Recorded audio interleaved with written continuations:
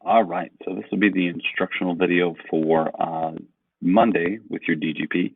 I'm going to go ahead and open up my DGP help notes. Again, I click on the help notes and then I click on the three buttons to open in a new window.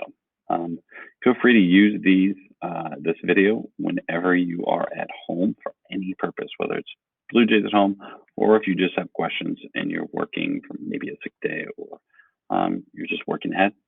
All right, so we're going to move my DGP help notes to the left side of my screen, and then I'm going to move my actual DGP to the right side of my screen. Now, you can set this up however you want to. It's just easier for me to have a split screen here so I have my notes next to my DGP, okay? On Monday, we're going to be dealing with parts of speech. That's nouns, pronouns, adjectives, adverbs, prepositions, conjunctions, interjections, verbs, and there's several different types. And then there's verbal, which means a word that formed from a verb but acting as a noun. There's a gerund, a participle that does that, the infinitive phrase as well. Okay, so you don't have to know all these as we go, or you don't have to know all of them right now. You'll learn them kind of as we go. That's part of what the DGP is. It's also for instruction, but review all in the same time because we'll do one of these a week. All right, so looking at even just our first word, every word has a box above it with a drop-down menu. So that means every word is going to be marked on Monday with some part of speech, okay? Looking at everyone, as soon as I click on it, the first thing that should pop out to me is that it is clearly a drop-down menu with nouns on it. Now, everyone should point out to you that it is a noun, as well as teachers should point out to you that it is some type of noun, okay? Let's start with teacher actually instead of everyone. So if you look at the drop-down menu of teacher, okay, and if we think of teacher, is it a person, place, thing, or idea? If so, then is it a common noun? Name's a general noun.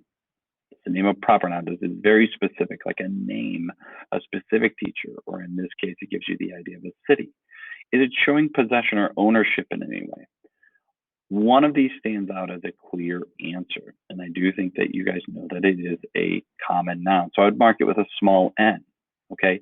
Looking at everyone, that could be marked as a common noun, but it's much more specific. So as I scroll down, maybe it's not an amateur noun, maybe it's a pronoun. Yeah, I'll use that joke a lot. Please get used to it. As I look down through my list, I should be able to find everyone down here in my indefinite article or my indefinite pronoun. If I scroll down, there it is right there.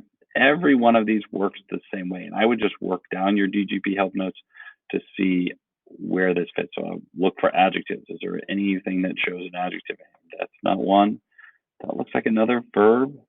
Here's an adjective marked, but is to an adjective? There's a long list. So I would go through this list and see if I can tell you that to does not modify a noun in any way, but I would scroll down through my list and try to find out where to would match, okay?